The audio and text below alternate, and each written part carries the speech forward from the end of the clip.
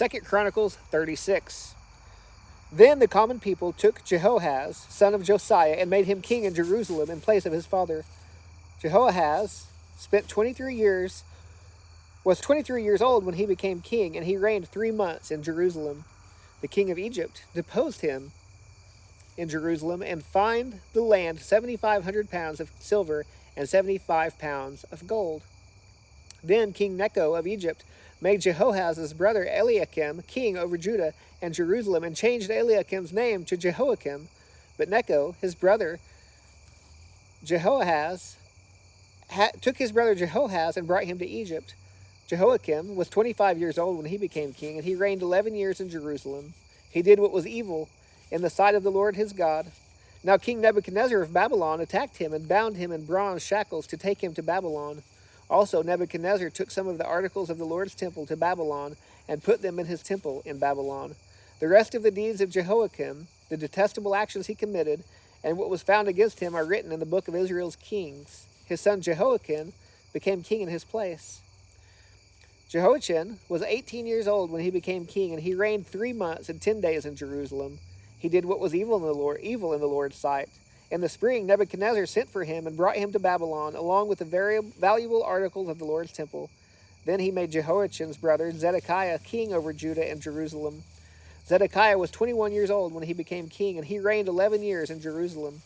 He did what was evil in the sight of the Lord his God, and did not humble himself before the prophet Jeremiah at the Lord's command. He also rebelled against King Nebuchadnezzar, who had made him swear allegiance by God.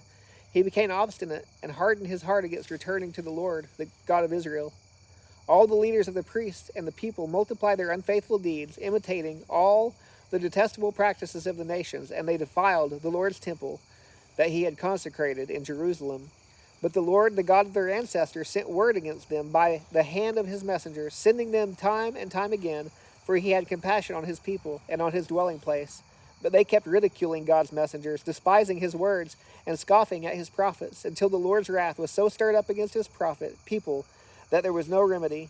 So he brought up against them the king of the Chaldeans, who killed their fit young men with the sword in the house of their sanctuary. He had no pity on young men or young women, elderly or aged. He handed them all over to him. He took everything to Babylon, all the articles of God's temple, large and small, the treasures of the Lord's temple, and the treasuries of the king and his officials. Then the Chaldeans burned God's temple. They tore down Jerusalem's wall, burned all its palaces, and destroyed all its valuable articles. He deported those who escaped from the sword to Babylon, and they became servants to him and his sons until the rise of the Persian kingdom. This fulfilled the word of the Lord through Jeremiah, and the land enjoyed its Sabbath rest all the days of the desolation until 70 years were fulfilled. In the first year of King Cyrus of Persia, in order to fulfill the words of the Lord spoken through Jeremiah, the Lord roused the spirit of King Cyrus to Persia to issue a proclamation throughout his entire kingdom, and also to put it in writing. This is what King Cyrus of Persia says: "The Lord, the God of the heavens, has given me all the kingdoms of the earth, and has appointed me to build him a temple at Jerusalem in Judah. Any of his people among you may go up, and may the Lord his God be with him."